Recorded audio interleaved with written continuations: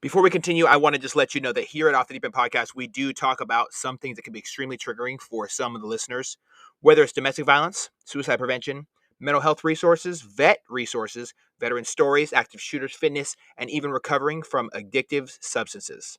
There's only one place I go to spread my message of positivity about not just going through things, but growing through them as well. For this, I use Anchor.fm.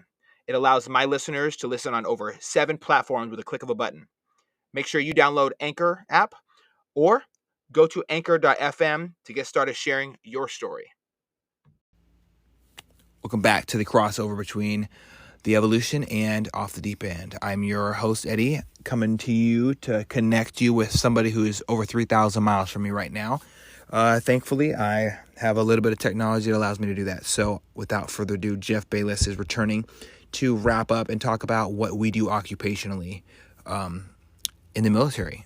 So bosun's mates are very special, and you're going to hear why. Something I want to just touch on really quickly is this is a leadership career field. This is not something for the average Joe who wants to, kind of fly under the radar. They're loud.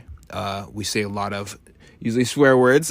We have to portray things in a way that is easy for people from different countries, different states, who might not have English as their first language to understand. So everything we do is kind of fast-paced. We get it done. We don't do a lot of hands-off training. We want to make sure that muscle memory is tuned in, and also that we are being as, able to break it down as clearly and simply as possible for our junior sailors as a leader. And you know what? Sometimes for senior sailors as a young leader, because you're never too old to learn something new. So without further ado, let's get right into it. All right, what's happening, everybody? We are back for the second half of the Jeff Bayless overall life story we already covered, and now we're going to dive into what he did occupationally. Not everybody knows what the greatest rate in the United States Navy is, but those who do know it's usually not them, it's us. So why don't you go ahead and tell us a little bit about what makes a bosun's mate? Wow, man. Yeah, a lot. First thing jumping in, I would say the most important thing to remind people maybe from the last episode is you are who you are, not what you do, right? So what you do is not who you are. So I just want to jump off with that because it's important to start with that. But that doesn't mean you can't love and be great at what you do. And I certainly love and would humbly say that I was pretty damn good at bosun mating, and I'm excited to be able to continue to bosun mate as a civilian in civil service. So what is a boatswain's mate? I didn't get time to do research on the full history, but what I could tell you is historically there were coxswains and boatswains, and swain meant keeper. And so the coxswain, there was a cock and a skiff. I'll go ahead and plug the joke if you want, but there was and actually my grandfather was a coxswain. That's coxswain, right? Is how you shorten it because it's all English. We are from a lot of our lineage is from the English Navy, and so that's where the term coxswain, which is a small boat driver, that used to be an actual rate in the Navy: coxswain, skiff swain, and then the boatswain. And the boatswain was the keeper of the ship. So that just meant you were kind of the jack of all trades, master of none. You were the disciplinarian. You were the the keeper of the things that were actually, you were the steward of the ship is another way to say it. Some say keeper, some say steward, but you handled all the what would be in other branches of the military, Marine Corps, Air Force, or Army. We are like the grunts of the Navy. Right. So we do all the Navy stuff. Now, it could be argued that everything is Navy stuff, right? Like we need people to, if you don't have a ship service diesel generator to light off the engines, you're not going anywhere. Right. So we need those people too. We need everybody. But the bosun mates are the folks that do the old school nautical stuff when ships were sailing vessels. That's who ran everything. Right. We hoisted the mainsail. When a sail got a furl, we unfurled it. Right. We moored the ship. We anchored the ship. We ran the small boats. We ran the ACOM ladders. We did all of the nautical seamanship things. We assisted the quartermasters in celestial navigation.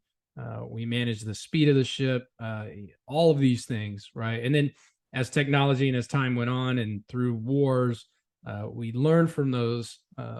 And just like anything, evolution transpired, right? And so that's a very brief history of what the boatswain was, in the granular level, in the nuts and bolts, in the hands-on level. And also, we were the keepers of tradition, right? We were the honors and ceremonies. That's where the pipe call came from. And that's why boatswains wear lanyards with their pipes, because we would call, we didn't have one MCs back then. We didn't have ways to communicate throughout the ship. And so each pipe call was a message to someone on another portion of the vessel, right? So the boatswain would, or the bosun would take his call and pipe chow, pipe heave around. When we're doing a mooring evolution, would pipe, quarters, would pipe captain's mast. There were all these different calls. Piping. It's not a whistle; it's pipe. But it actually, now it's more of a tradition, and most people on ships probably don't know what any of those calls mean, or what those pipes mean, what those noises, what those annoying whistles are. But back then, it was a legit way to communicate throughout the ship. Like, hey, it's time to knock off work. Hey, it's time to go get a cup of coffee. Hey, it's time to go to work, right? Like turn two, it's time to go to work, right? And so that became a tradition, and then boatswain mates became the keepers of said traditions, piping someone over the side, right? Which I'm going to be the honors boatswain mate for the MCPON here just after Labor Day, right? That's a time-honored tradition of a boatswain's mate, right? And that piping over the side, that all of these things, we kept that tradition even down to, we weren't the only ones, of course, but certain tattoos were specific to bosun's mates, right? Like a crossed anchors tattoo on the hands, hold fast on the knuckles, was for when you're up in the yard arms unfurling a sail, right? So you would hold on, hold fast, right? They would tie, or they would get tattoos of rope and anchor chain around their wrists, mostly rope usually, because we didn't have chain back then. But it was, all of these traditional things. The bosun's mates were notorious for being the keepers of tradition and maintaining the nautical needs of the ship, right? Not that we didn't need everybody, but there were just a lot fewer folks on board that even had some sort of rating. Right now, everybody in the Navy has a rating, has a title, has a a designator, right? Well, back then, you were either a bosun's mate, or you were an able-bodied seaman, or you were a quartermaster, or you were the master at arms, or you were the ship's captain, or the gunner's mate. I think that was the other one too, as well. Was one of the first ones. Yes. Yep. But we had actually in Vietnam era, the bosun's mates were the master at arms at times as well, because there was a tradition as well with right armed rates. My grandfather was a right armed rate. And so what that meant was you were in the line of service. We have line officers and staff officers, right? And the line officers are officers that can take command of the ship. And so before, I don't know the timeline, and somebody can fact check me, but at a certain point between World War II and Vietnam, they got rid of the right arm rates, but the right bosun mate and gunner's mates were right arm rates, which meant you wore your rating insignia on your right arm. The patch was on your right arm. And, over time that shifted to the left arm. But what that right arm meant was, if the captain was gone or dead, and any officer that was in the line that was a line officer, if they were all not there, the right armed rate took command of the vessel. The right armed rate was in the line of command. So like positional authority, pretty much. Yes, and in the hierarchy, right? So, command duty officer currently is the captain when the captain is away, right, for the ship, should be underway, officer of the deck qualified, ready to get the ship underway should they need to, things like that. Well, depending on the size of the ship and who was available, the bosun's mate and the gunner's mate were right arm rates. And so they could make that command decision if need be, because they were right armed rate individuals. So that's a very brief historic, kind of how the bosun mate rating got started, as I understand it, in the history that I've, researched and read about. And so that steeped in tradition gives you a great stepping stone coming into the military, something to be proud of, right? If something is so steeped in tradition, for me personally, it's extremely prideful.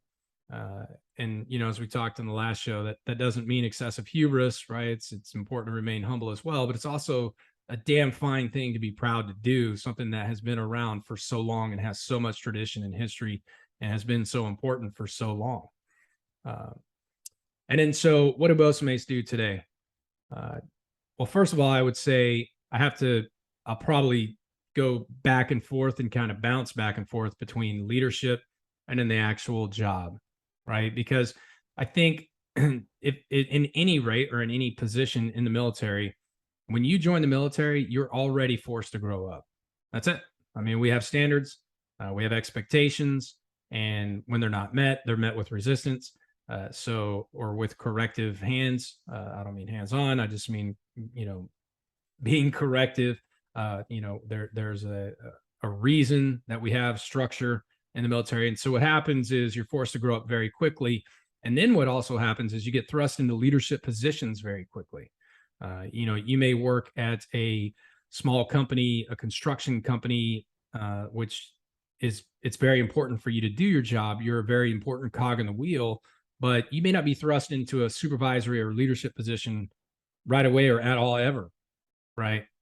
In the military, everyone's a leader. Everybody. It is inherent in the fact that you don the uniform, and I don't mean E1 to E2, right? The E2 is in charge of the E1. What I mean is everyone is a leader. We're all out here to lead each other, right? When I was a young chief, if I had a seaman that said, "Hey, chief, your back pocket button is unbuttoned," I'd be like, "Thank you, shipmate, for helping me. You just, kept me from looking gooned up," right? Like, everyone's a leader and everyone can teach somebody something and everyone can mentor each other. But in the bosun mate rating, I say that to say, in the bosun mate rating, due to the nature of the work that we do not simulate anything. In damage control, there's drills, there's simulation. In combat systems, there's drills or simulation. In bosun mate rating, when we do training, it's real. We're actually picking something up with a crane that's 3 tons and putting it over the side of the ship into the water. We're actually flooding the well deck with 8 feet of water, with craft moving around, with humans holding mooring lines to these things that are, bouncing back and forth. You could get crushed in between.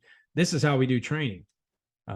We have ORM, where we mitigate these things by having supervisory positions, people that, like myself, that have been doing this for, a long time. And maybe it could also be argued that you could not necessarily have, you could be doing this for a long time, but not necessarily get into the positions where how to, if you just haven't done it, then you don't know, and that's fine. But for those of us that have actually been out on the deck plates and actually gone to sea for 80 or 90% of our career, and choose to go back to sea, right? Those are the people that can come out and evaluate and help and mitigate, but we're not actually simulating. We're going to do it. And I'm going to be there to help you, is kind of the gist, right? So you also get thrust into a leadership position very quickly. So you could be 21 years old, and be in charge of an evolution where someone could definitely lose their life, right? If nothing else, they could get hurt very, very badly. You could be on a boat davit. I'll get into the, what we all do. But you could be doing something very dangerous at a very young age and have other people's lives in your hands, because we don't simulate. Nothing we do, even when we go to schoolhouse in the unrep trainer, guess what? There's an actual tension span wire that comes to tension with a probe that comes down and seats. Like, just because you're just not on a ship between 2 ships, so it's a little safer, but it still could go wrong, right? You still need to wear safety equipment. So that's that's kind of where I would start with the leadership portion of being a bosun, is that it happens at a young age. And so It definitely does. It definitely does. I remember being put into different positions where I was definitely not ready for. And nobody really is ready to be a leader. But you can either rise to the occasion, or and which is something that doesn't happen very often. Usually, you fall to your level of training, which is why we do these things, and we do it with repetition after repetition after repetition. And as we build little the skill set, this little deck of cards, we can pull from those cards in the oh shit situations is what I call them. When on the other side there's of this of the merchant vessel there is a malfunction and they have to shoot the span wire, or everything goes really bad. And like for me, when as a rig captain, I have a rigger stepping underneath the load, and they can't hear me over whatever's going on the flight deck because we're on an aircraft carrier. I have to yank them out of the way, and then I take a stack of bombs that's traveling down into the side of my knee because my UI, my under instruction rig captain, made a poor decision to not look out for stuff. So with me stepping in a moment's notice, there's not always time to say, hey, tell them to stop whatever's going on. Tell them, set a vast, shut it all down. There's not always time for that. You got to learn from this heightened sense of attention to detail, listening to your instructors, listening to people who have actually done things in downrange and teach you that, and then apply it like on the spot. There's not necessarily like a training manual to say, okay, if everything goes to shit, stay calm. There's not really. That's kind of something I had to learn, and I learned it in school with the real tension span wire and all these things, just like you spoke of. Yeah, man, I think there's probably a good portion of this episode we could do sea stories, which would be fun, and we should. But now that we've laid the groundwork, it might be kind of important to talk about what for the layperson what it is a busmate does, right? So 100% in real time, like now. I mean, so forward to aft. Let's go. So first thing is preservation of the ship, which a lot of people put down or think that it's it's beneath them to paint, right? Well, there's a lot going on there. First of all, it's pride and esprit de corps, right? That is part of your smart seamanship and how you present your ship. And that captain is letting the entire fleet know how you do anything is how you do everything. And so if your ship is not properly preserved, first of all, it's a maintenance problem because that ship will corrode faster. But on top of that, it's a pride thing. How you wear your uniform, how you cut your hair, how you wear, how you salute, like all these things. Painting the side of the ship is very important. And a lot of bosun mates don't, especially if they got put on that side cleaner's crew, they don't appreciate it. I appreciate it. I really appreciate it, because if my ship doesn't look smart, that's a problem, because that lets everybody else on the waterfront know that's probably how I do maintenance. That's probably how I do evolutions. That's probably how I do everything. That's probably how I treat my sailors, right? If I just don't care about that, then I probably don't care about a lot of other things. So that's thing one. Going up to the forecastle, obviously, we run the ground tackle and anchor chain and anchor the ship.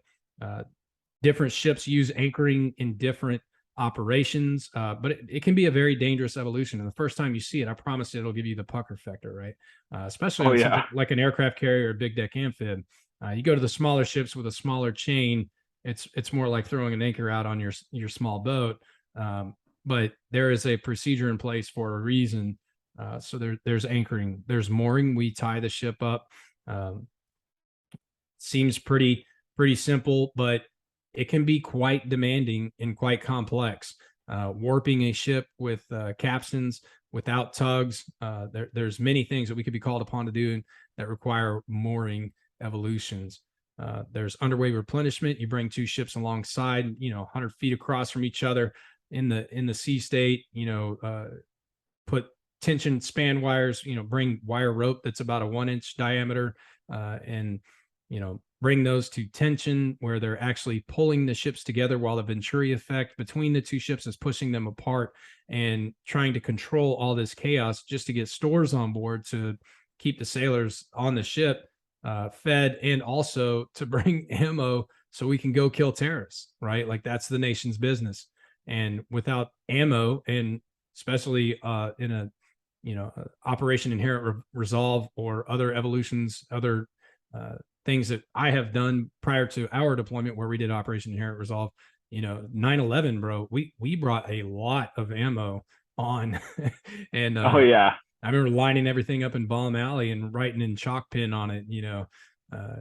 So anyway, underway replenishment, we bring fuel, we bring stores, bring these things alongside. Huge importance to the ship. The only way to get supplies on the ship, and other than vertical replenishment, which I would also add, you know, on the smaller LSD and down, deck department owns a flight deck as well. And so you're in charge of helicopter operations, never fixed wing operations, but helicopter operations at sea.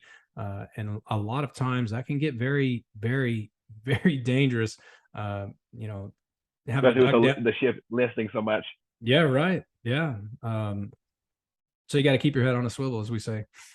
There's towing evolutions where we can tow other vessels, where you put out, you know, 600 feet of mooring line and make it up to their anchor chain, where they break their chain and pay it out through their bull nose, and we attach that and tow them. We try to get in step and make that happen, where we can tow not only other NATO vessels, but we could also tow, which I have, drug boats that we've captured, right? Which was not a NATO rig at all. We just had to figure it out, right? What am I missing? Crane operations. So, you know, we have, so on that non-cargo variant LSDs, there's two. There's a 20 ton and a 60 ton. On the cargo variant, there's a 30 ton. On the aircraft carriers, there's a crane back aft on the starboard side. There's an overhead crane in the well decks, some of the amphibs as well, to help offload amphibious operations, which I'll talk about in a second. But there's crane evolutions as well, which are extremely important in loading, especially with amphibious ships, loading the Marine Expeditionary Unit's cargo on board the ship, which usually revolves around having a combat cargo officer that lays out the laydown area for all that green space, as we call it. And those cranes are vital in getting the Marine equipment on and off the ship in order to support not only humanitarian assistance and disaster relief missions, but, you know, real wartime should we have to offload. And we had to do after 9/11, like I said, you know, utilizing those cranes to get the Marine equipment on and off the ship is huge. What am I missing? Accommodation ladders. So, you know, just anything making, just to get personnel on and off the ship. That's a very probably underappreciated, because we just take it for, you know, take advantage of it, or we don't appreciate the fact that it, you know, somebody had to figure out how to rig this aluminum ladder to the pier, or make it fast to the ship when you're in a Liberty port, when you're anchored out. You know, you make the accommodation ladder fast to the ship so that the Liberty boats can, or just boats to get you ashore should you need to go ashore for anything else. Bosun mates do that. What else? So amphibious operations. So this is a big one. I think a lot of the deck community, we think that we're mostly shipboard, and we are. And there's a huge contingency of the Marine Expeditionary Unit, the MEF, the MEB level. Marines want ships, and the Commandant of the Marine Corps just put out in his last mission statement, like, we are a sea-based entity. The Marines need to go at sea to do what we need to do. The war we had in Afghanistan, and where we stayed there forever, that was wrong. Like, we are not, that's not what we are for. The Army is for, you know, sustainment, right? And Seabees are there to ensure that the Army can sustain, right? Throughput operations. That's what Seabees do. That's what the Army does. The Marine Corps is supposed to be, you know, we come in, we knock them down, we land our AAVs, which I'll get to in a second, right? We storm the beach, we establish the beachhead, and that's, we get the people that are gonna stay there, to use layperson terminology. We get the people that are gonna stay there, we get them there, right? We knock down the trees so that those people can get through the forest, if that makes sense. So amphibious operations, should the balloon ever go up, is huge, right? And so what does that mean? We need amphibious ships. So we need LHDs, we need LPDs, and we need LSDs. And there's a lot of stuff that I could talk about with those classes of ships and what their capabilities are, but that's all Googleable. All of this is unclassed, by the way. But there's landing craft air cushions, which I've had the pleasure of being an amphibious detachment officer in charge, where I was in charge of my own detachment through a MU deployment, embarked on USS Baton LHA-5, and excuse me, LHD-5. My first ship was LHA-5. But so we can embark a myriad of craft, to include landing craft air cushion, which are hovercraft, right? Where we can load Marine combat stuff, and Postmates are in charge of all that. The ones from Modern Warfare 3 for those who play video games too much. There you go. All right, cool. Thanks for the help. Make it relatable, right? Oh yeah. And then LPDs, same thing. LSDs can do the same thing, and then we can also land or recover landing craft utilities. So that's the best way I know how to describe that is like the boats in Saving Private Ryan with the bow ramp, right? It's a good way to put Marines ashore. Very reliable, very dependable, much more dependable than the LCAC, but also a lot slower. And I don't know, just not as sexy, I guess. Yeah. But yeah, so from amphibious operations to surface ship operations, and then there's also port operations, right? So that's all the at sea and needle or tip of the spear, excuse me. That's all that type of stuff. But also in port, we're in charge of harbors. I mean, there are so many jobs. There's also like rigging jobs throughout the Navy where boatswains can run cranes ashore and stuff like that. But the biggest one I would say that boatswains do that's of great importance to the fleet and to the Navy and to the country is port operations. Without boatswains with doing port operations, no ship is coming in or out of the harbor. And that's submarines too. That's aircraft carriers, that's submarines, that's ships. That's a boatswain managing all of that. A lot of those guys are my good friends, and it's hard work. It's a lot of communication. It's a lot of late night phone calls when hurricanes come in and browse drop and ships need to come in for emergency repairs and ships need to get underway for emergency stuff.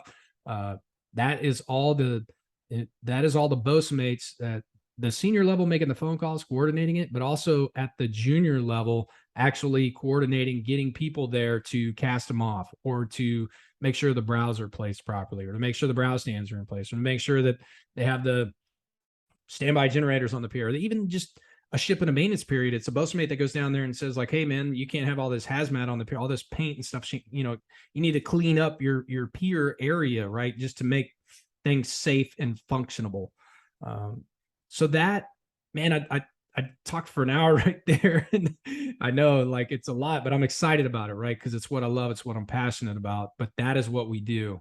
And the reason we do it is because we, again, to call it back, we are the servants, we are the keepers, we are the tenders of the ship. And I would argue we are the keepers of the fleet. I completely agree. I think also more than that, the boatswain rate also maintains the entire history of the United States Navy and completely upkeep it the entire time. I thought that I was in the military. I was like, oh my God, this is so much. Why are we doing all these things? Like, doesn't everybody have this? And everyone's like, no, absolutely not. It's you. You're the one going to be doing this. You're going to be doing with every single honor and ceremony. That I got stuck doing all that stuff, and which was awesome. I never would want to sound like I'm complaining or anything, but it was crazy that I would be doing my normal work, and then I switch gears, head to the flight deck, bring on Admiral, switch gears, go check on my watch section on the bridge, and I totally forgot all that. We drive the ship. Yeah, we drive. Yeah, we are. Yeah, I'm sorry, but yeah, we navigate the ship literally. Sorry, go ahead. Yeah, that is true. I spent a lot of time checking up with my watch section. Any issues they had, I was quick to run up the 10 flights of stairs all the way up to the bridge. And I want to say, while you talked about us needing to maintain order and discipline throughout the ship, if there was a failing situation on the bridge, I've had to remove over 3 officers from the bridge because they just, people call it cabin fever. I call it screws getting loose in the head. Some people just need to take a second to breathe, and they kind of go a little stir crazy while we're deployed. I've removed 3 officers in my career from the bridge for pretty much going kind of crazy, and then the MAs dealt with it after that.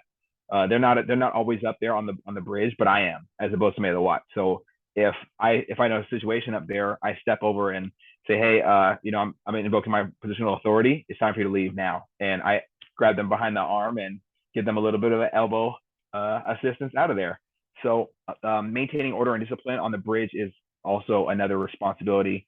Recovering missing barges that decide to have the lines part from the pier, and I have to. I almost went swimming a couple times doing it, but lassoing, bollards, chocks, anything I could get on any bits or cleats, which are all the nautical things that stick out from places and you can trip over while you're at sea.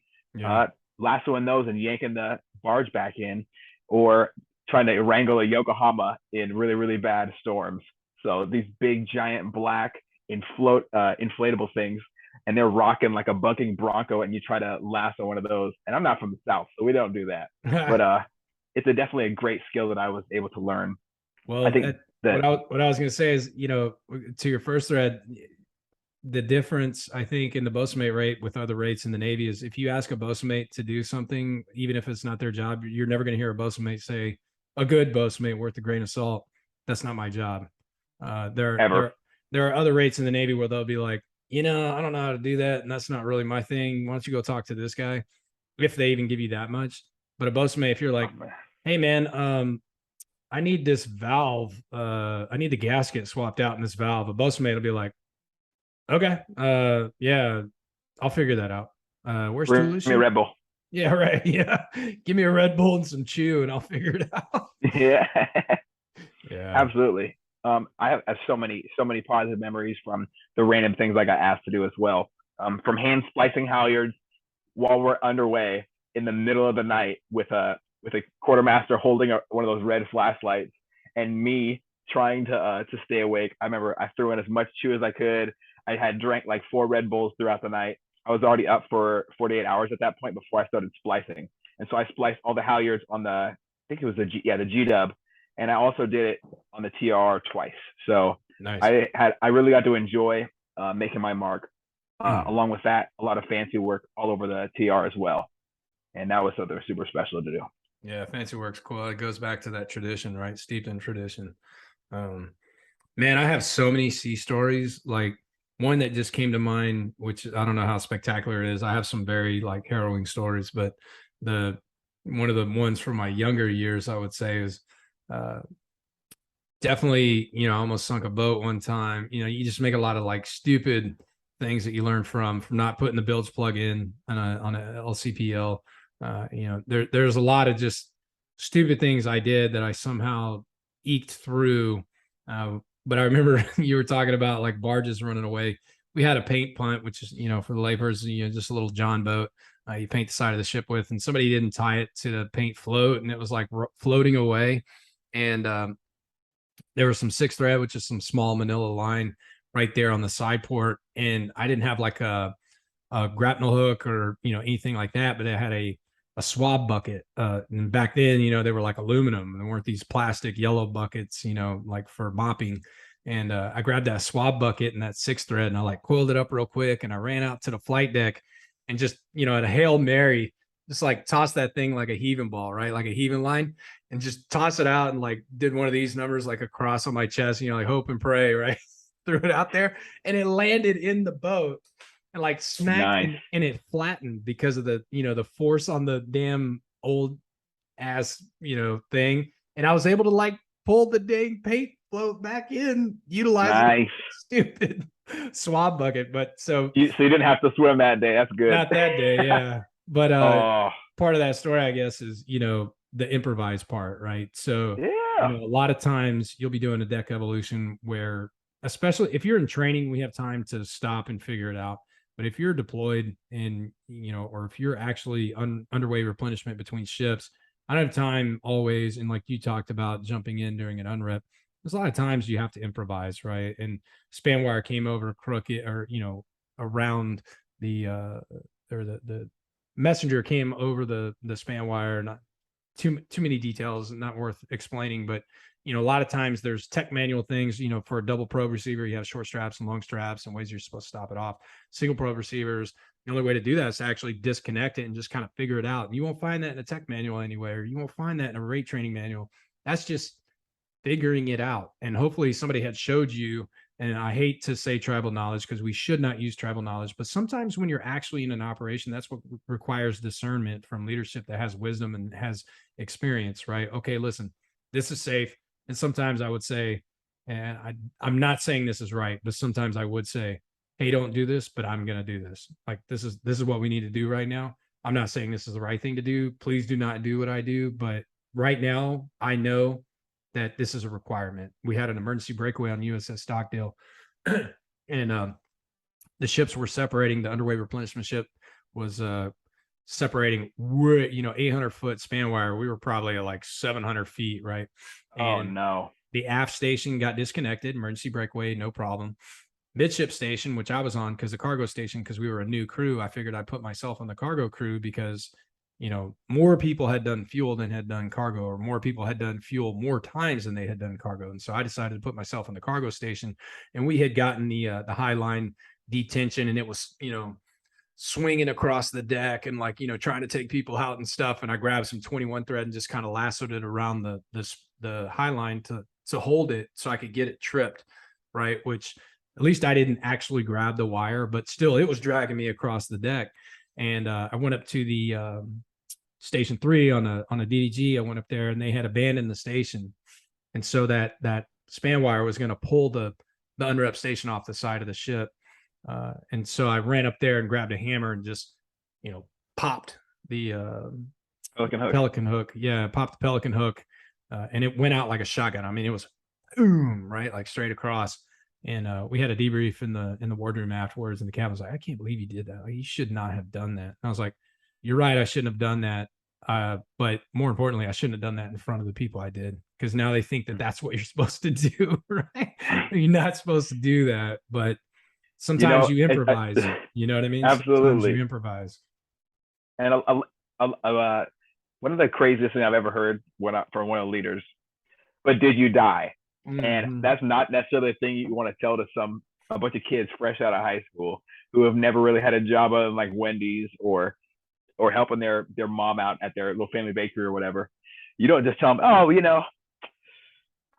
did I die? No, 10 fingers, 10 toes is not always the good solution. You want to praise sailors that are under your jurisdiction for doing a great job and uplift them and empower them to step into their own little leadership role on their own. But at the same time, we do not want to give them any bad ideas. Advice, yeah. I've done a lot of bad ideas. So one time I was we did a Southern Partnership Station, which is basically you go down to Haiti in that area to do counter drug interdiction, which actually was pretty cool. I ended up like in the Navy Times, like slinging bales of cocaine across the boat deck.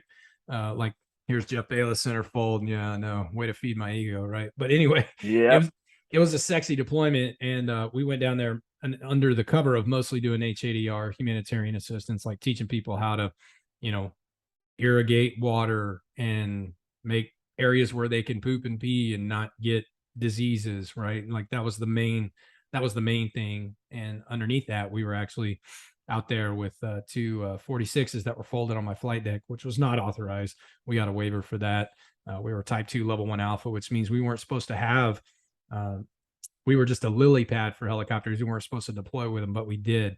So my ship looked like Sanford and Son. I had two helicopters on the flight deck, which you're not supposed to have long term, right? Basically on deployment, because I don't have an AIMD like we had on TR, right? I had two riverine patrol boats, which I called these guys Faz sailors, and they're like, "What's Faz?" I was like, "Fake ass seals." Like, you guys aren't seals. You just walk around like you are. Oh man, do they have their sleeves rolled up all the time? All the time, like yeah. Roll? Totally out of uniform, trying to Oakleys. Trying to Oakleys, yeah. Trying to brush up on my sailors all the time, Oh yeah. Yeah. I'm like, yeah, this one time back in yeah. Come on, no, man. Dude, you're an OS2. Get out of here. Yeah. Get out of here. I would put it out at quarters to my sailors and be like, listen, to all the females, those guys are not SEALs. They're not SEAL. They're just like regular dudes. So calm down. Like, anyway. Yeah. Two riverine patrol boats, which are like these really sexy. I mean, I say all that in jest, and I'm joking, of course, but two flat bottom river boats, which did not work out too well in the middle of the ocean, but two riverine patrol boats, two Coast Guard. Are those the stalkers? No, over to the riverine patrol boats. You just got to Google it, man. They're like flat bottom river boats that we used in the Middle East to kind of like back in the day, the riverine patrol boats that we used in. Oh, I see. Okay. Very similar type scenario. So they could go over like sandbars and stuff like that and get in close. And they had a great mission in the Iraq War. But they Then we had 2 Coast Guard over the horizon boats, which are basically 7-meter ribs on steroids. And those were like placed back aft on my flight deck. And then I had my 3 ribs, right? My rigid hull inflatable boats. Anyway, the Riverine patrol boat had never been on a ship before. These were not designed to be on a ship, and I was going to launch them with my crane. So there was no procedure in place. There was no SOP. There's no, this is how you do it. There's no manual, right? And we're trained, everything you do is by the book. And I'm just like, I remember it was, I don't remember how old I was, but it was my birthday. And my chief, who's now a master chief, she was out on the boat deck and she was like, stressed out. And she's like, damn, bosun, I don't know about this one. I was like, what could possibly go wrong? It's my birthday. Oh, no. We're launching this boat in like 3-foot seas with a 30-ton crane that had never been launched to sea. Like, we were just making stuff up. You know what I mean?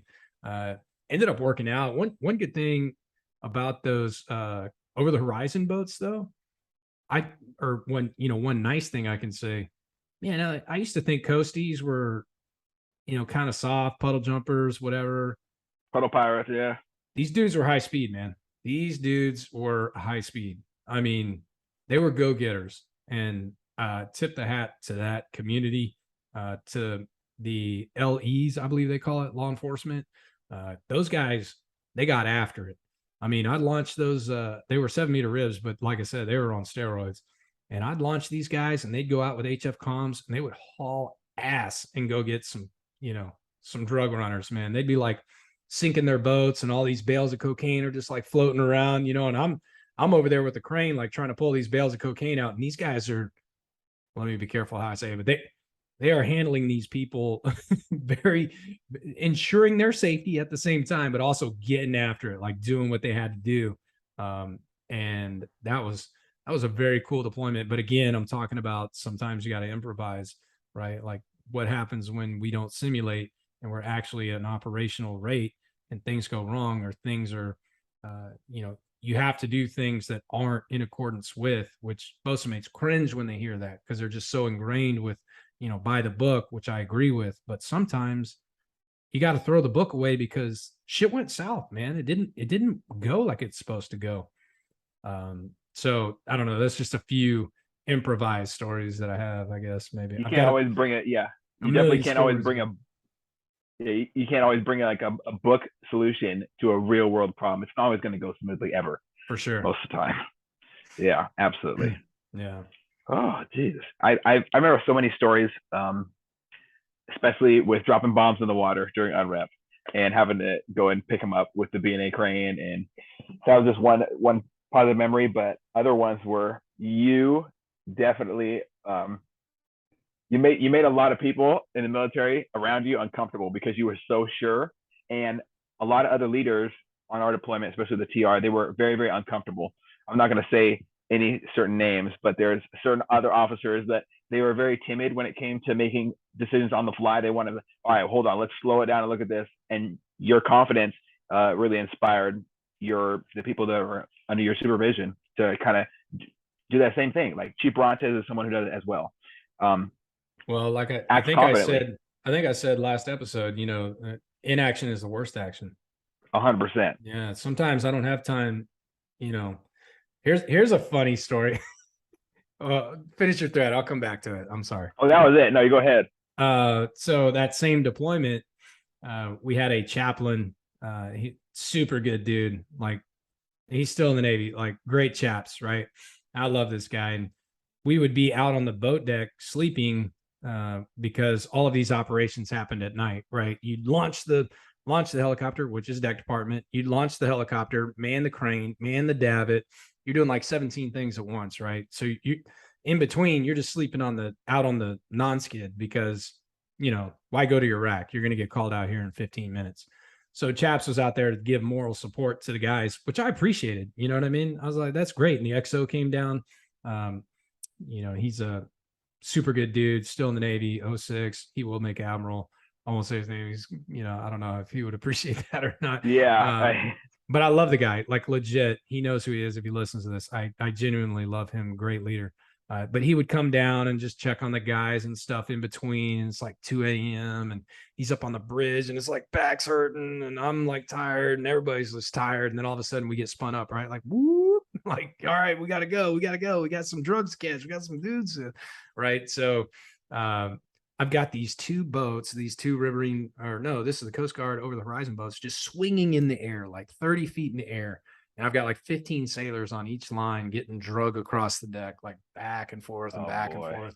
And I told him at one point, I was like, hey, listen, if you get close to that edge, just let it go. I'll lose a boat. I don't want to lose a sailor, right? I had already like told these guys. So anyway, they're tired, right? And this boat swinging around, and Chaps had been out there like talking to him and just trying to pep talk him and, you know, get him fired up and stuff. And I look across the boat deck and Chaps is in a bad spot. Like where he is dangerous, right? And I'm like, Chaps, get the fuck out of here. Like, you know, giving my arm like that, you know, like giving him an arm motion, like, go, you gotta go, right? And I didn't even think about it, but like years later, we served together at Beach Group. And he's like, hey man, remember when you cussed out your chaplain? I was like, oh no. I'm going to hell. I cussed you out. I saved you. Yeah, I saved you, Chaps. He's like, well, you didn't have to use the F-bomb to the chaplain. It's like, I'm sorry I hurt you, man, but you were in a bad spot, dude. Yeah. Oh my goodness. The overall view over the optics is how I usually respond when someone says something like that to me. That, you know what? You could be right. You could be, but you're here right now. So let's just focus on that. Okay. Yeah. Big picture. Let's big picture. Big picture. Out. Let's zoom out a little bit. Yeah. Yeah, absolutely. Oh man. Well, there's so many great things that you've done in your military career, and a lot of people have great just highlights in their moments and things that they wanted to accomplish, accolades, you know, things that we stuff in our little our sea chest is what it's usually called. Do you have a sea chest at your house where you have some treasured memorabilia from your military service? Well, yes. My garage, I have my grandfather's shadow box. I have my father's sheath and spike that he gave me when I went to boot camp with a buck folding hunter. But I think a lot of sailors at a certain point, well, I know some of my friends anyway do. I have a whole bedroom, dude. That's, yeah, you know, just went all out. Like there's one bedroom that, you know, it's where I keep my guns, but it's also where I keep all my coins, paddles, plaques. I'm kind of a minimalist, so I didn't keep every single thing. But the things I would say I'm most proud of is my grandfather's shadow box. He was 100% permanent and total disabled World War II veteran, and rightly so. And my dad giving me that sheath and spike, you know, for the person that does. I think anybody that listens to this probably knows what that is and the importance of that. But I carried that sheath and spike on my first ship. And then I realized that it was too important to continue to wear. Right. And so I put it in the safe place. So those things, every coin I have, I would say, and I'm not poo-pooing anybody that has bought coins, because a lot of people do buy coins, and that's great. I respect that. You know, just like if somebody likes to drive a Maserati, I respect that. You care about, you know, what, you know, that high speed, or your Tesla, or, you know, whatever the thing is that you like what you like. But one thing I am proud of is every coin that I have, every single coin that I have, or silver dollar from a, you know, first salute, somebody gave me. There's not one coin in my collection that was not gifted to me or handed to me or delivered to me. I have a few that were mailed to me because they wanted me to have one of their coins or a coin from their command for something that I did, and they ended up having to mail it to me. That's happened a few times. But I don't have any coins that were not given to me with intention and purpose behind it, and that's important to me. I'm not saying everybody has to be that way, but it's another thing I'm proud of. And also here, I'll throw this out here, and he may listen to this. Shane Chamley was my first class when I was kind of a fuck up in the Navy. When I came in, I was not, well, I went through a phase where I was not doing very well. And he kind of turned me around a little bit, and then got me fired up. And so you talk about fancy work. I have the first lanyard I ever made, like in 2000, you know, over 20 years ago. And he basically made me do it. He's like, listen, you're going to make BM3. You can't be a BM3 without a lanyard. And we didn't have like Orama's Nautical to go make, to go buy one. That didn't exist back then. You either made one or somebody gifted you one, but nobody was buying lanyards back then off eBay. So I have that lanyard among others, but that one is important to me. And then the last thing I'd say is I have a plaque that my protege, Stevie Mutri, he gave me, who now he's an LDO and he's going to do great things in the Navy. He gave me a plaque when I was his guest speaker at his commissioning ceremony. And that's very important to me. So those things hang on my wall in that room. Those are just some of the few things I think about. Yeah. Badass. Badass. I love it. Yeah, I don't have any coins that I bought. If I ever bought one, I gave it to somebody else. Like a family member or a friend or a gift for somebody because they served in the military. My dad got a bunch of them, and my little brother has. I think he might have lost a few I gave him, the punk, but I did give it to him. So he's probably gonna listen to this and he'll be like, "Oh, come on, well, I'll find him." But that's how that goes. Yeah, things disappear in big houses. One thing I wanted to ask that I don't often, I don't share this question with people unless I really, really want to hear the answer. What does the phrase or the statement "service and sacrifice"? What does that mean to you?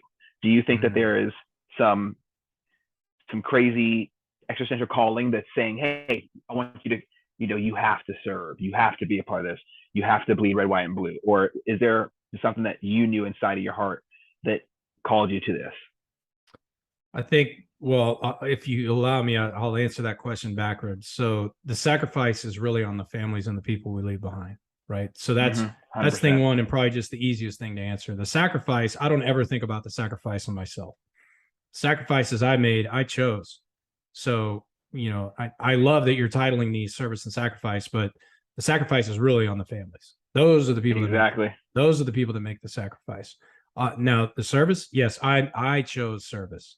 I think it's multifaceted.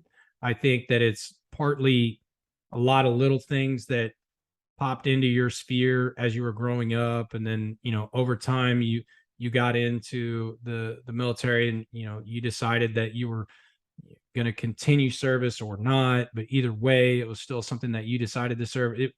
I don't think it's like I don't think people necessarily wake up and say, I'm going to spend the life of service. And with that, I might contradict myself, and I'm not trying to. I also think that there's just certain personality types.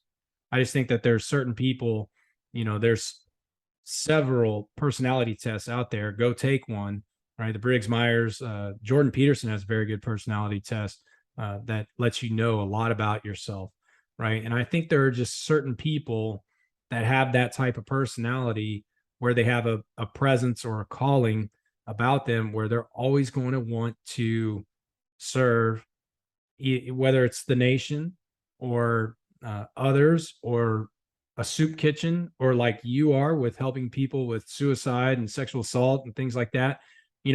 Certain people find their niche over time. And when you're 19, you may not know what that niche is. And so the military is a good jumping off place to say like, well, this is automatic service, right? And I've said a lot, whether you're pushing a broom or pulling a trigger, you're still in service, right? Like I think I said this last episode, something to that effect about how everybody is contributing to the greater good here. But it's a personality thing, I think, that pushes you into this life decision to ensure that you remain in service, right? And that, again, doesn't always have to be military, but for some of us, the calling was just too great. And for some of us, we probably were serving in some way, even in our community. I would even say the rough and tumble dudes I was running around with in high school and just a little bit after, I was in service to them. Like I was keeping them out of trouble, even though we were all doing things we shouldn't be doing. Right. Because you just kind of have that personality type. You just kind of have that itch or that draw or that desire to want to, I don't want to see anybody get hurt. I don't want to see anybody, I want to do good things, right? I want to do the right thing. I want to do important things. And I think a lot of times you get into the military, you get into a groove where things are clicking well, and then you see the good that you can do, right? You see the fruits of your labor, you see the importance of the mission, and that's why I always try to give you guys and others that have served with me ownership, right? And an understanding. It's important to tell the guys, and this may be, generational, and maybe some of the boomers don't agree with this, but I think it's very important in service to let people know the why. I want to know the why. I'm a smart guy. You're a smart guy. You deserve to know why we're doing this. Why am I cleaning this? Well, you're cleaning this because this person's coming, and this person's coming to talk to this person because he needs to convince this person that we need to go do this. And this is important for the country because if we don't do this, then these people are going to invade this area. So you sweeping this quarterdeck, even though it really seems kind of small to you, if you sweep this quarterdeck and this 2-star admiral comes tell this 06 that he needs to go over here and invade this place and we can do this, then that's important for the country. Like, those are the kind of conversations that need to trickle down to the lowest level. And that's when service and sacrifice, or service specifically, starts to mean more to everyone, right? Knowing the why behind your service, boy, it makes it a lot better or a lot easier. It reduces the pop filter to having the desire to serve, right? If you know why, or if you can see why, right? After 9/11, how many people went to the recruiter's office that day? Lines. They call the next day Patriots Day because they knew why. They knew why they wanted to serve. And so if people know why, people want to serve more, and they want to do more, be more. And when you know better, you do better. But if you don't know, you're going to remain angry, upset, spiraling, confused, sad, not fulfilled, most importantly, probably, right? So definitely. I guess that's a long-winded answer, man, but I'm a long-winded dude. Hey, you know what? I think that's a perfect answer. What I normally describe service and sacrifice is as a part of you for a part of them, right? So you're giving a part of yourself to the universe, and it's going to give you something back, whether it's somebody paying for your food at an airport, or somebody high-fiving you, saying thanks for your service, or sometimes just looking in the mirror with that American flag on your shoulder, or with that collar device you have, or you look at your really messed up military haircut that you just got, or sometimes it's looking back. For me, looking back on the pictures of me in the military, I'm reminded of something that I've always wanted to do since I was a child. I wanted to give a part of me for a part of this, and to be a part of this big, huge, beautiful circle that's called the United States military. And as far as the military goes, there's so many of us that are connected now because of it. This little bit of a service, and a lot of people have wounds that they're going through that aren't going to be seen in the public eye. I had to help a friend in a crisis situation just recently, and I had to remind him of, hey, you went down range. You lost your entire family in a shooting when you were deployed. You came back, you created a life. Don't throw all that perseverance away just because you're going through a lot of pain right now. And I know it sucks. Yeah. There's nothing fun about going through pain, but usually about 15 years after your military experience, that's when PTSD is going to come to the surface. And it's not, PTSD isn't just somebody, screams in their sleep, or some people are just hurting on the inside and they don't know, hey, a loud noise might trigger you. A whistle might bother you. You might roll in your sleep all night. Like me, I have a lot of issues sleeping. Not to say that I have PTSD, but everybody has these issues that they bring home in one way, shape, or form. You're not going to be the same person you left as. And that is the only way I can see yourself as a military member actually sacrificing. No one forced your hand to sign up. And that's where the humility needs to come into play and say, I did this. My family, and for me personally, it was my wife, who was my girlfriend at the time, I didn't see for long periods of time. She was in Seattle. I was in Virginia. I was in California. We started to create a life for ourselves. After the 2015 deployment, I got sent to the wrong ship. That didn't hurt me. It did make me very sad. It didn't hurt me like it hurt her to have a glimpse of the future in the military and it being ripped from her. That the families always go through so much. And that's where the sacrifice kicks in. It's Yeah, hard not to have two people handling the household. I talked about it in the last episode, but if somebody doesn't listen to that, I can't let you bring up PTSD and not have just a few maybe closing statements here as I wind down. But the PTSD thing, I have PTSD, and a couple of things. Thing one was you probably brought compounding trauma into the military, and then the military just compounded more. And so I don't believe for most of us that it's one traumatic event. Now it can be, but I don't believe for most of us it's one traumatic event where you're like, okay, that's it. That can definitely happen. But I think for the majority of us that quite frankly struggle with PTSD, which it doesn't have to be a disease, you can grow, it can be post-traumatic growth or just post-traumatic syndrome. It doesn't have to be stress or disorder. There can be a way to cope and deal and to do good with your post-traumatic experience.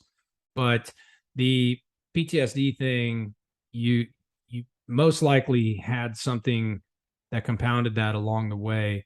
So it's again the little things that you're going to do along the way to help yourself and those around you.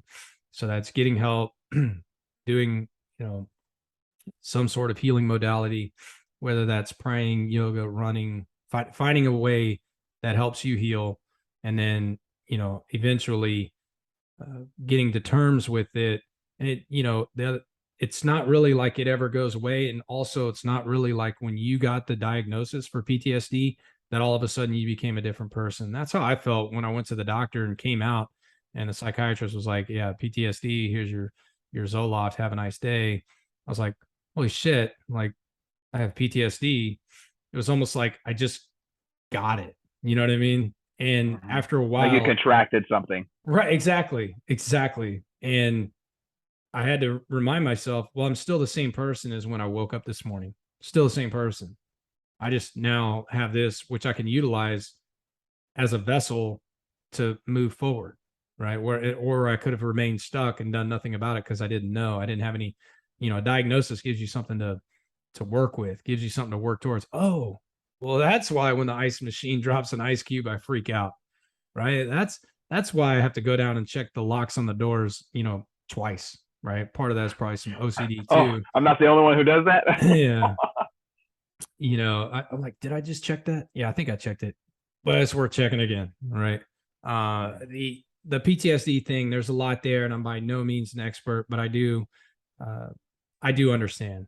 And the if you are struggling, it's okay if you have PTSD, and it's also okay if it's just anxiety or some other thing. Either way, it's worth checking before it manifests into something detrimental. So, and it's not just military personnel, it's law enforcement, it's first responders, it's folks with childhood abuse, it's folks that have been abused in their homes, it's folks that, there's a number of ways where you can develop some sort of uh, pathology towards this traumatic event. And I think it's very important to give yourself a little bit of grace, get the help you need, and don't be afraid either. Like, I don't run around with a banner, saying, hey, I got PTSD, but I'm certainly not afraid to share and help someone that may be struggling as well. So, definitely remove any kind of stigma. It's not cool. It's not something to brag about, but it's also not something to be ashamed of. It's just another thing. It's just another thing that makes you unique, right? And makes you who you Absolutely. are. Yeah. So, And you're bruised. You're not broken. You're not. This is not like the end of the line for you. There's definitely ways to step out of whatever darkness you're in, and that's the most difficult thing to get across to people. Usually, when I have friends in crisis, me and my buddy Tilo, for my first episode of Serve and Sacrifice, we spent a lot of time walking people off the ledge, and it sucks. I at least once every 2 weeks, I'm talking to somebody who's going through a moment of crisis, and the easiest thing that I always recommend to people if you're listening to this and you're facing that situation, your friend's about to harm themselves. First off, just be genuine. Just have a conversation. Let them know that you're just there. Don't treat them like they're a baby. Just talk to them and say, "Hey, what's going on, man? Like, just talk to me. There's no reason to. Let's not get to the point where we're making decisions. Let's just talk. What do you? Let's talk through this. Help me understand so I can help you find a solution to this. Because there's nothing that you've done in your life that you can't walk back. There's things you can do that cross lots of lines, but there's nothing that you can't build off of and recover from. So I agree. And PTSD is definitely not, it's not the end of anyone's story. There's still blank pages in this book to be written. I mean, for some of us, it's the beginning of your healing journey. So there's a story there. Absolutely. And I hope it is. I hope it definitely is healing for everybody. Right on, man. Well, shoot. Did we cover what we think we wanted to cover? Did we kind of? Yes. Absolutely. Of course, we started with the traditional historic Bosamate. Then we got into the actual nuts and bolts of the now Bosamate, and then we got into some just meaty topics as well. So I feel pretty good, man. I appreciate. I feel pretty solid as well. I appreciate the time again, and I hope this helps. And hopefully, neither of us are gurus. I'm not your guru anyway, but I'm just a dude that has been through some stuff that's tried to learn from it and help others on the other side. So hopefully this was helpful as well. Absolutely, brother. Evolution takes a lot of different steps and twists and turns. And I think that if you're listening to me right now, I'd love for you guys to jump on and listen to things Jeff and his great friends talk about. A lot of it's, I'm going to be honest, there's a lot of big words involved. And I'm not a big word guy. I've had quite a few head injuries, so memorizing names is difficult enough for me. But the messages portrayed in these conversations are life-changing. I don't listen to Joe Rogan anymore. I listen to Jeff. So I really do recommend you tap in. I appreciate that, bro. Yeah. Hey, we're all just out here trying to level each other up, genuinely. Like that's, like I said last time, like, don't be the ship, be the lighthouse. I'm not out here. I'm not trying to make anybody do anything. I'm just going to be the lighthouse. The lighthouse doesn't care if you see it or not. It's just putting out the light. And that's all I can do is be the lighthouse, man, and hope that, keep somebody safe in harbor. That's really all I'm trying to do. You never know how many ships you help stay safe in harbor. But I'm going to keep putting out that light. I think they're going to keep receiving it as well, man. Well, thank you very much for your time. And I think that is a wrap. Thank you, everyone, so very much for listening to this point. I am overwhelmed with the opportunity to connect two people together and just have a conversation about their life experience. Sometimes we joke around a lot. Other times it gets very serious. Sometimes we cry on here. This podcast was created to provide a safe place to talk about things that are unsafe to usually talk about. There's no judgment here. I usually say a lot of things out of, just joking around. And if there's something I said that truly hurt you, I do apologize. There's never any reason why I would want to hurt another person. But part of this is just expressing yourself, and sometimes we don't always get it right. So please do forgive me. That being said, I am always subject to change as far as my opinions and self-growth. This is a self-growth opportunity for me to listen to somebody else's life and gain perspective and experience from someone who's usually not even anywhere near me, sometimes 3,000 miles away or in different time zones. And I always take it with the utmost honor being able to do so. So thank you so much for everybody that's came on so far, everybody that wants to come on and is reaching out to me. I appreciate you as well. I look forward in the future to continue these conversations and go over these things that society tell us to keep to ourselves. Every single day that we express ourselves and unpack some of these boxes that we got in our attic, we become less prone to suicidal thoughts, extreme depression, anxiety, and holding on to traumatic experiences. I look at this as an opportunity to open some of those boxes up. So thank you very much for reaching out to everyone who has. And I look forward to listening to you sit down in front of me and to talk with you in the future. This is something that is very near and dear to my heart, and I don't always open up as much as I'd want to. Every time I get on the microphone and talk with somebody else, it's a new experience for me as well. I'm not doing these rehearsed conversations. Everything is straight from the hip.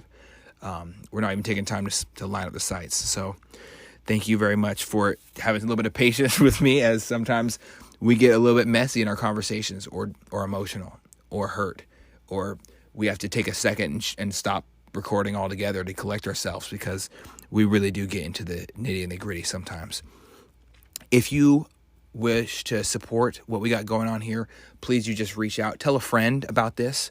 Let's start these conversations, and slowly we can work to get these suicide numbers down and make it normal and remove the status quo of men and women needing to talk about their feelings. There's nothing wrong with saying, hey, that fucked me up or it hurt me.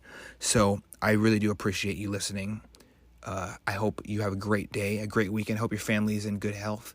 And thank you so much for tapping in. If you're willing to support what we do, please tap the link below on my Popple, and let's just get connected and talk about this. That's the best way you can do to support what we got going on here, is just to chat with me. And I'd love to hear your story. So please do reach out. Much love.